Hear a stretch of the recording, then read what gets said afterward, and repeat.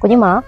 ကိုမရောက်သွားတဲ့အခါဂရုစိုက်ပြီးသွားအောင်နော်လက်ပြန်လည်းစောစောပြန်လာခဲ့အောင်လောက်ထက်လည်း view လေးပါလေးစိုက်အောင်နော် အေးပါမင်းမငါလုံးငါသိပါတိတ်ဟုတ်ပါနဲ့မင်းကတော့ပြန်လာကြမယ်နော် အေးပါစိတ်ပူလို့ပါတော့ ပါလှတယ်ကွာလှပဲရှိရငါလားရှိရင်ကျန်တဲ့လောက်ရက်နဲ့မြည်တယ်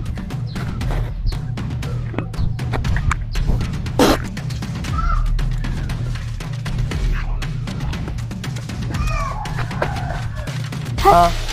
လူမျိုးကြီးတာလားအဆွဲမူးနေပြန်ပြီကွာငါတော့ ထားလိုက်ပြောမင်းပါနဲ့ အေး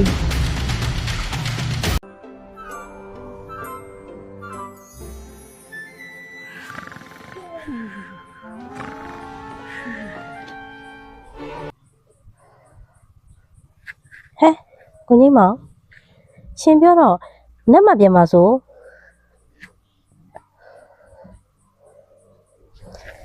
လို့ဖြစ်နေရလဲအိတ်ချင်နေပြီအိတ်တော့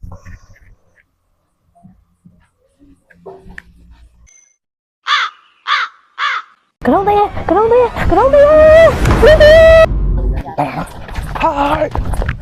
ဟာဝဲဘူးဘာဖြစ်လာလို့ဟာမလေးတကြီးရဲ့ကဲပါဟိုမကလုံးသေး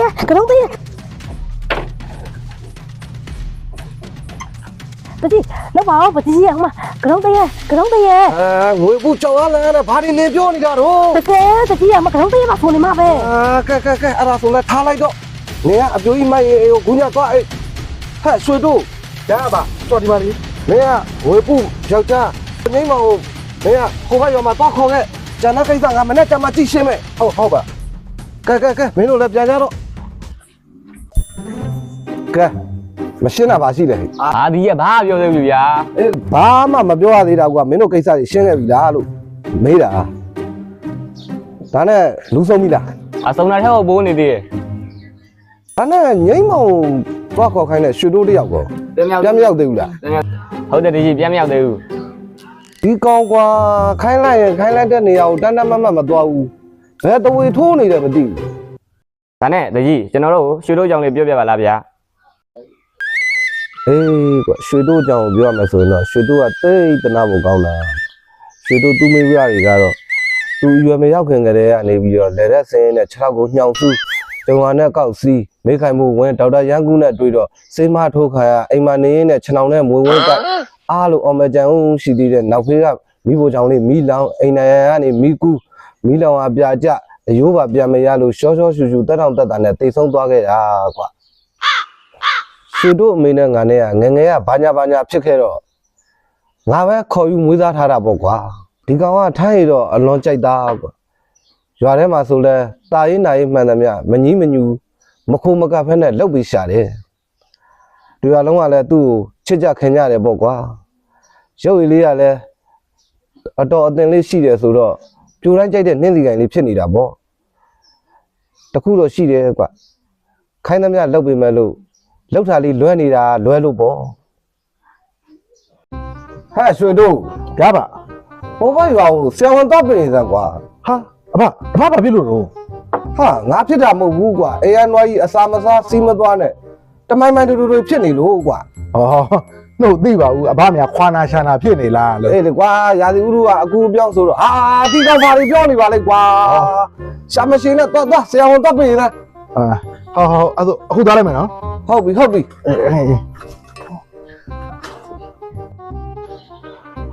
ဲ့ဆိုပြီးတော့ထွက်သွားလိုက်တာတရက်နေလဲပေါ်မလားနှစ်ရက်နေလဲပေါ်မလားနှဖြူကြီးလဲသေးပါလေရောကွာသုံးရက်မြောက်တဲ့နေ့မှာတော့နှဖြူကြီးလဲဟင်းဖြစ်သွားပြီဒါနဲ့လဲဒီကောင်ပေါ်မလာသေးဘူးလေးရက်မြောက်တဲ့နေ့မှ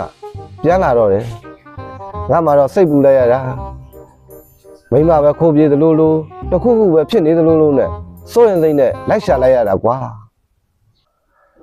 သူပြန်ရောက်မှမေးကြည့်လိုက်တော့ဟိုဘက်ရဆရာပင်သွားရင်နဲ့ထိုင်းဝင်တော့လိုက်တာမူးပြီးရထားတဲ့ဝါဖောင်မဟုတ်ဝင်အိတ်လိုက်တာဝါဖောင်သမားကလည်းပဲတာလပတ်လှမကြည့်ပဲနဲ့မျောလှော်လိုက်တာပါသွားပါလေရောကွာဒါတောင်ရောက်တဲ့နေရာကန်းပြီးတော့ထေဝင်းတောက်နေသေးတာလမ်းမှာလဲဟိုဝင်းတောက်ဒီဝင်းတောက်နဲ့လက်ဖြူကြီးဟင်းဟိုးတဲ့ရောက်မှပဲပြန်ရောက်လာတော့တယ်ကွာ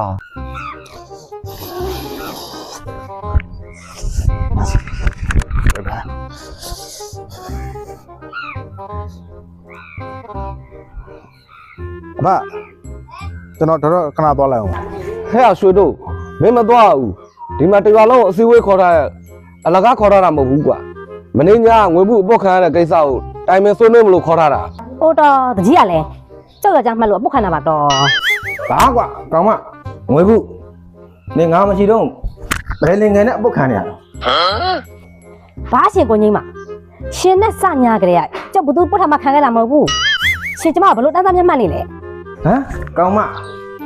ငွေဘူးနေငါအပြင်ဘသူပုတ်တာခံနေသေးလို့တော့ ကိုကြီးမရှင်နော်ရှင် ကဲနင်တို့ပုတ်တက်ကိစ္စအိမ်ကြမှာဆက်ဖို့ကြဟုတ်ဘူးအိမ်ကြမှာဆက်ပြောကြဘုကောင်ငိမ့်မောင်ရွှေတို့မင်းတို့လမ်းမှာဘာမှမပြောဘူးလား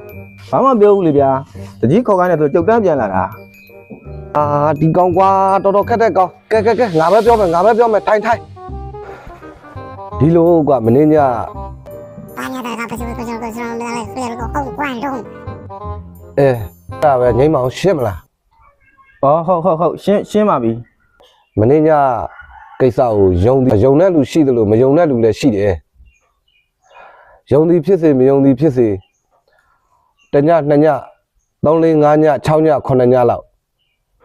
ရွာတွေကလူငယ်တွေနဲ့ကင်းဆောင်ရမယ် အာတကြီးရတယ်တပတ်ဆောင်မပြီးတာလေ အေးမင်းပြောတဲ့တပတ်ကွာကင်းဆောင်မဲ့လူငယ်လေးတွေကိုလည်းပဲရွှေတို့ကညနေကျရင်လိုက်ပြောလိုက်မယ်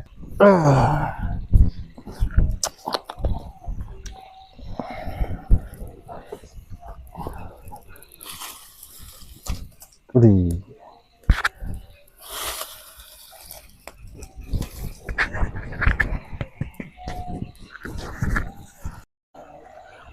ကိုကြီးမ ဘာတော့ဟာ ခမရောက်လင်းမြမမိုက်ပါဘူးဗျာ ဘာလို့လဲ ဟာဟုတ်တယ်လေအခုမတ်ငွေပူအမှုရွာပတ်ဆိုလိုဖြစ်နေပြီ ဘုန်းကြီးမှုရပတ်ပဲကြားဥပါတယ်ကွာ ဟာဒါရွာဥဖုံးကြီးပုတ်ခံရတဲ့ကိစ္စမဟုတ်တာခမရမိမငွေပူပုတ်ခံရတဲ့ကိစ္စလေဗျာ ဒီပုတ်တဲ့အကြောင်းခဏမပြောသမှနဲ့ကွာတိတ်လာရောလို့ နာကြီးချက်တွေ အကောင်မသူ့ကသူလင်ငယ်နေတဲ့ကိစ္စကိုဟိုအကြောင်းပြဒီအကြောင်းပြလုံနေတာအမေငါမသိဘူးညမှတ်နေလားမသိဘူး သိချင်းသိမသိချင်းနေဗျာကျုပ်ကတော့အိတ်ချင်းနေပြီဗျို့အိတ်ပဲ အာငါလည်းအိတ်ချင်တာပေါ့ခါမင်းရလဲ ဟာအဲ့ဒါဘာလို့မှတော့ဗျာခမရ အာဒီလိုလောက်ကွာကျွတ်တော့မင်းကငါနဲ့ဘူဒီခွန်းမကွာ ဟိုဂျူဒီခွဲတယ်ပဲကြားဥပါဗျာခမရ အာမင်းပြောတဲ့ဟာကြီးလုံမယ်ကွာ ဟာဒုက္ခပါပဲ ဘယ်လောက်ကွာဘယ်နိုင်ထိုးမလို့ ဟုတ်လားအခု7ခွဲတော့ရှိမှာပေါ့ဗျာခမရ အားဆိုလို့ရှိရင်မင်းက7နာရီကနေပြီးတော့3နာရီထိအိတ် ငါစောင့်မယ်အေး โอเค 3နာရီထိုးလို့ရှိရင်ငါပြန်အိတ်မယ်နော်ရလား ရတယ်အဲ့ကနေမနေ့6နာရီခမရအိတ် အေးဟုတ်ပြီအဲ့တော့အဆင်ပြေပြီ အဲ့ဆိုကျုပ်အိတ်ပြီဗျာ နေဟုတ်လေကွာမင်းရလဲ ဘာတော့ဗျာခမရ ကြောက်တော့ကြောက်တာပေါ့ကွာမင်းရလဲ ဒုက္ခပဲ တက်နဲ့မထိုးသေးဘူးလေကွာအခုမှတက်ခွဲပဲရှိသေးရဲ့လေ ဟာအဲ့ဒါဘာလို့မှတော့ 7နာရီထိုးတော့နေပင်းလေကွာမင်းလဲ ဟောဗျာခမရတကယ်ငါစားပဲစားပြီဗျာသိတယ်မယ်ပြောပါဗျာအဲ့ဆိုလဲစနိုင်ထိုးထီးပဲလုံးလိုက်ဟုတ်ပြီလားကဲကိုကြီးမ ဟေး 12နာရီလဲထိုးပြီကဲအဲ့တော့ကျုပ်အိတ်ပြီ အေးကွာအေး ဟာအိတ်ပြီညအခါလတာတာသုံးမငွေပူမတာမငွေပူညအခါလတာတာမတာမငွေပူဖေလိုမငွေပူကရုံးတရေကနာဘူးဗျညပုတ်လို့ထပုတ်ပါကရုံးရညလတာတာညအခါမအေးရကရုံးတရေငိုးမ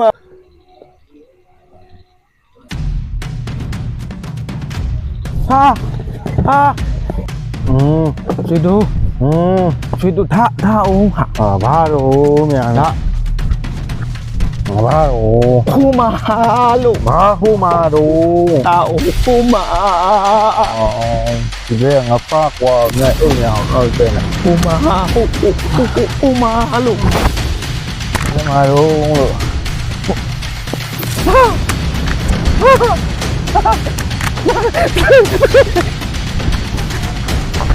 ကိုကြီးမဒီမှာတင်လာလေ သေးကလုံးလေး အားကြောင့်ရှေ့ကျမမပြောဘူးလား ယုံပါပြီကွာယုံပါပြီ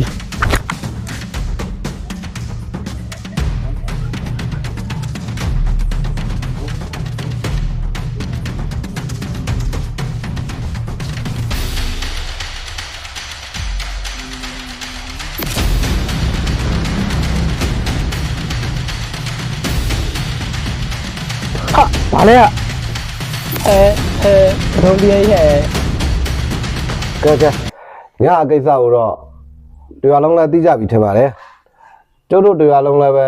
အရင်ကတည်းကပို့ပြီးတော့နိုးနိုးကြားကြားတတိဝိရိယလေးတော့ရှိဖို့လိုလာပြီဗျ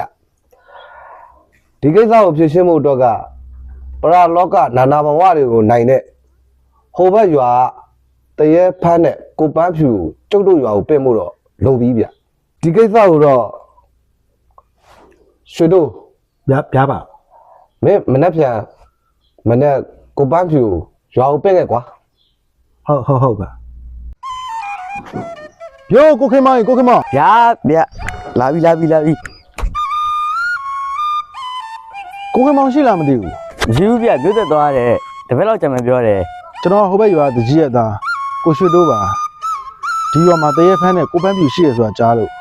ရောက်လာတာပါဟိုကိုပန်းပြူအိမ်ဘယ်မှာရှိလဲသိလားမသိဘူး ဟောတည်ရကျွန်တော်လိုက်ဖို့ပြင်မယ်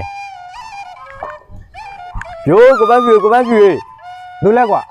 ဝင်ခဲ့လေကွာဒါကိုပန်းဖြူအိမ်မဲ့ကျွန်တော်အိမ်မှာတော့နေမလို့ပြန်တော့မယ် အေးကျေးဇူးပါညီ ထိုင်ပါဦးဗျ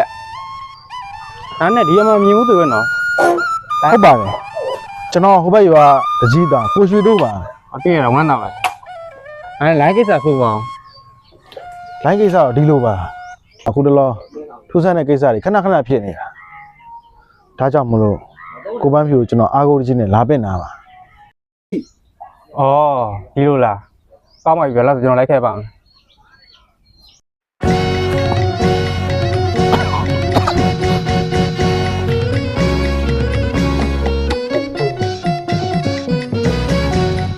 ဒီမှာကိုရှိတူကျုပ်စီတဲ့တိတ်တော့ဝင်မကြကြဘူးဗျာကျုပ်ရဲ့အောင်နဲ့မကောင်းတဲ့အမှုတွေခံစားနေရတယ်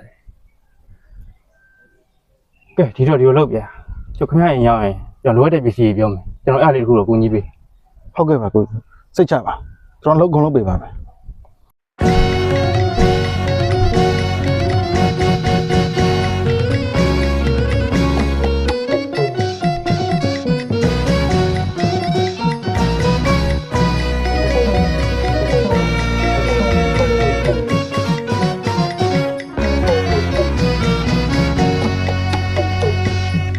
ချိန်တစ်ခါကမော်လမြိုင်ယုံဖြာလေးချောင်းရွာ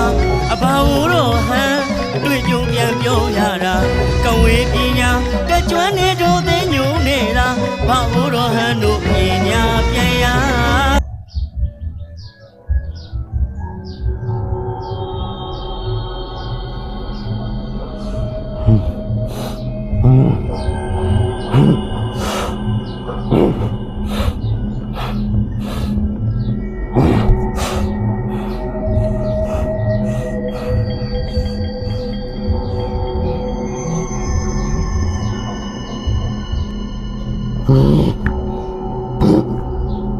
ဘာလဲဘသူလဲမင်းဘာကြောင့်ဒီအောင်နှောက်ရက်နေရတာညငါ့ကိုပုံမခန့်နဲ့ကဲကွာကဲပြောစမ်းမင်းဘာကြောင့်ဒီအောင်နှောက်ရက်နေရတာလဲ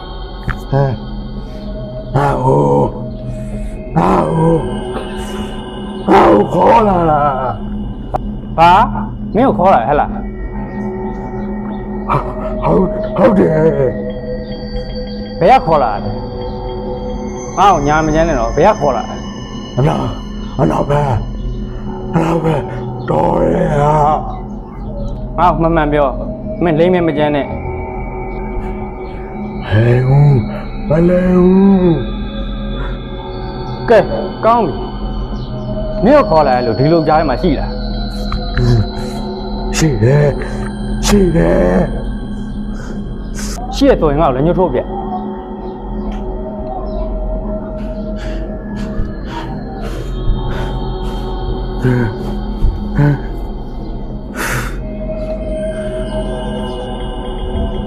ဒီနေရာမင်းနဲ့မသက်ဆိုင်တော့ဘူးမင်းနဲ့သက်ဆိုင်တဲ့နေရာကိုငါရောက်ဖို့ပြင်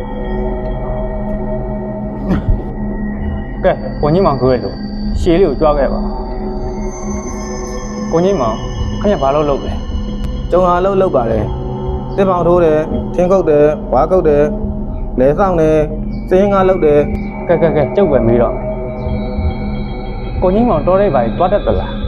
အားတလေးတော့သွားဖြစ်ပါတယ် နောက်ဆုံးတစ်ခေါက်သွားခဲ့တုန်းကတော်ရပြန်တစ်ခုနဲ့ပါလာခဲ့သေးတယ်လား နောက်ဆုံးတစ်ခါဓာလေးတစ်ချောင်းကောက်ရခဲ့လို့ကျူးလာခဲ့သေးတယ်ကျုပ်ကပြောဟုတ် ဟော